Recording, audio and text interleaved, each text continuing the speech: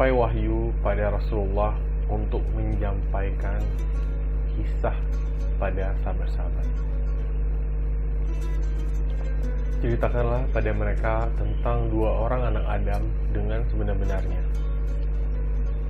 Ini kisah nyata yang diinfokan oleh Allah ketika dua orang anak Adam memberikan kurban atas perintah wahyu Allah yang turun pada ayah mereka Adam.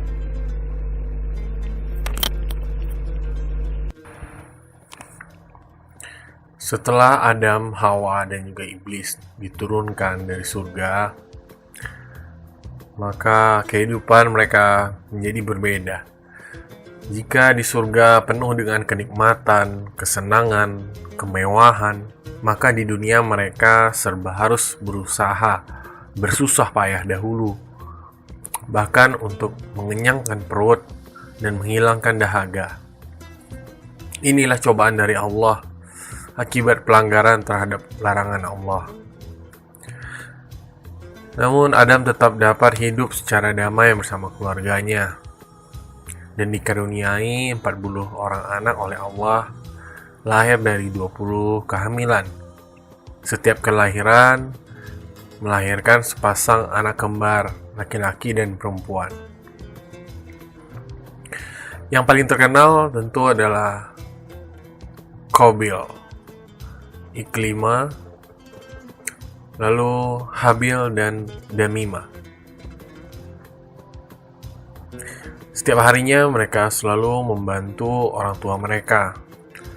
Anak laki-laki membantu Adam untuk mencari nafkah, anak perempuan membantu ibunya Hawa dalam urusan rumah tangga. Qabil ditakdirkan oleh Allah tertarik dengan hal-hal yang berhubungan dengan pertanian, merawat tanaman, menanam gandum, dan berbagai jenis sayur-sayuran. Sedangkan adiknya Habil berminat pada bidang peternakan. Berjalannya waktu setelah mereka balik, muncullah ketertarikan pada lawan jenis dalam diri mereka. Nabi Adam berdoa kepada Allah agar memberi petunjuk bagaimana cara untuk menikahkan anak-anaknya. Allah memberi petunjuk agar menikahkan anak-anak mereka secara silang. Tidak boleh saudara kembarnya dinikahi oleh saudara kembarnya.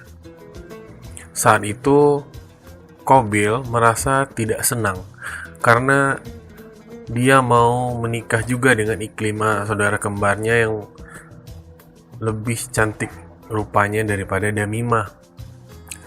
Inilah fitnah yang pertama muncul dalam kedamaian keluarga Adam.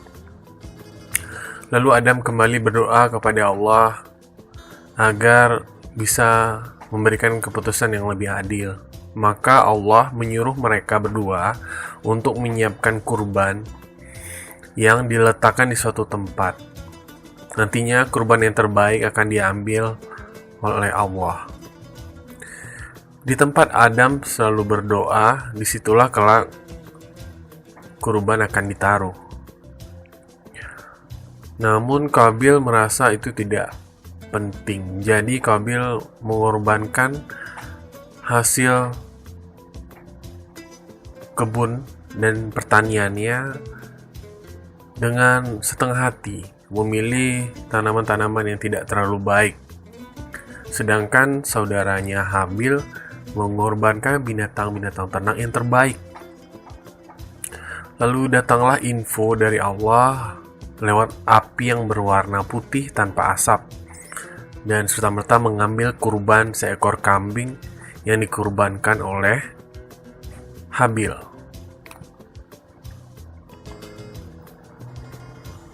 Lalu jelaslah siapa yang menikah dengan Iklimah.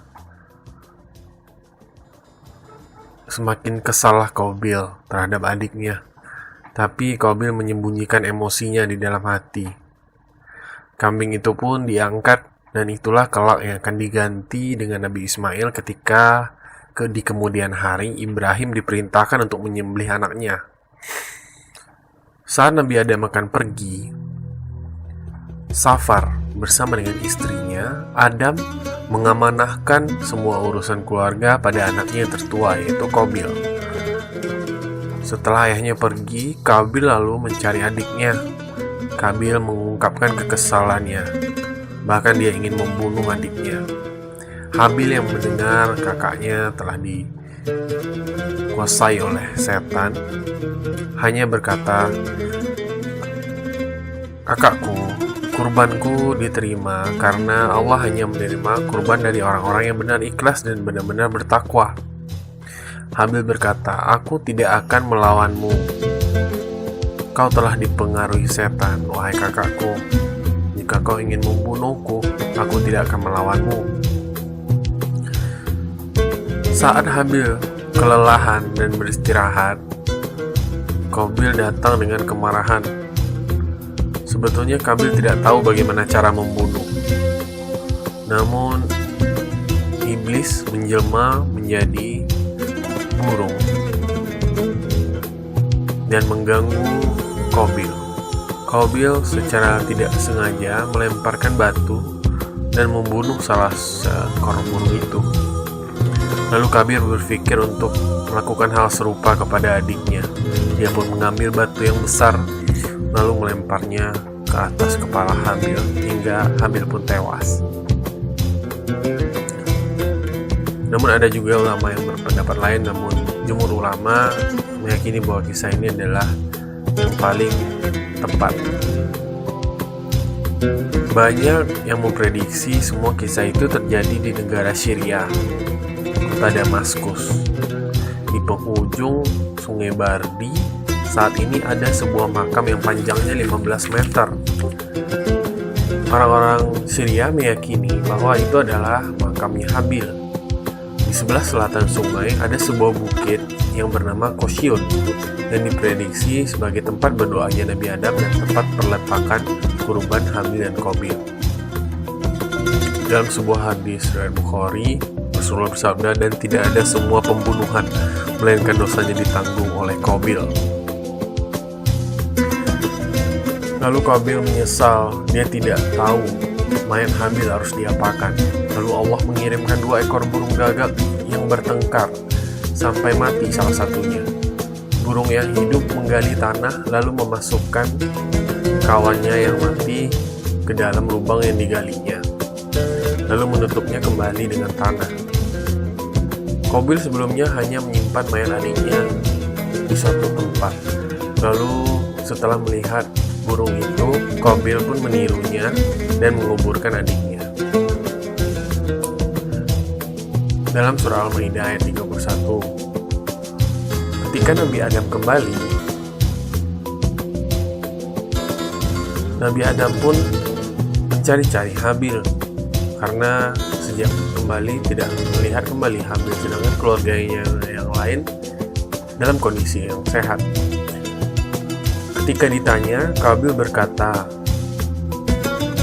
"Saya ini bukan budaknya Habil, ayah, sehingga saya harus mengikutinya kemanapun." Adam pun tetap mencari-cari Habil di semua tempat, namun tetap tidak bertemu. Akhirnya Nabi Adam pun tahu kejadian yang sebenarnya. Tentu Nabi Adam merasa marah dan kecewa terhadap Qabil. Namun Adam berusaha menahan kemarahannya. Sabar dengan takdir Allah, minta pada Allah keteguhan iman untuk Qabil. Namun dengan nasihat-nasihat ayahnya, ternyata Qabil merasa bersalah dan kabur dari Syria, pergi ke tempat lain dengan membawa saudara kembarnya Iklimah ke daerah Yaman. Kelak anak-anak mereka berdua dari Qabil dan Iklimah disebut saat ini sebagai Bani Qabil, yaitu penduduk bumi Yaman.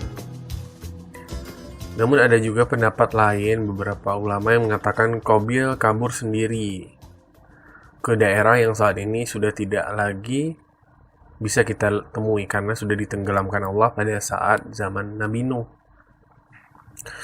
Dalam sebuah kitab yang konon kabarnya ditulis oleh Nabi Idris,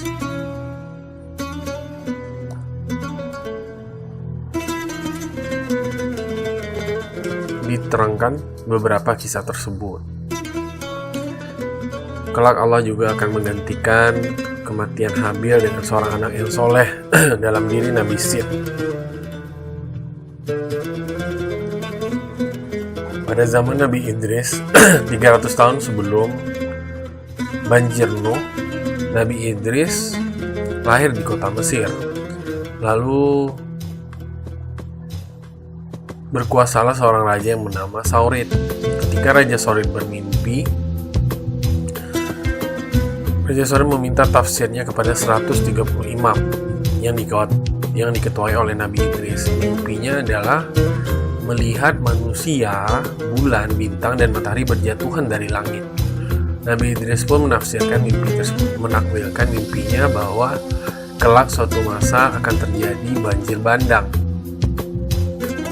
Sehingga banyak ulama-ulama yang berpendapat bahwasanya untuk menyimpan ilmu pengetahuan yang ada pada masa itu tidak lenyap dengan kematian setelah tragedi banjir bandang, maka Raja Saurid memerintahkan untuk pembangunan piramida, di mana di dalamnya ditulis ilmu-ilmu dalam bentuk simbol-simbol yang kelak bisa dimanfaatkan oleh anak keturunan kelak setelah banjir bandang selesai, agar ilmu itu tidak hilang.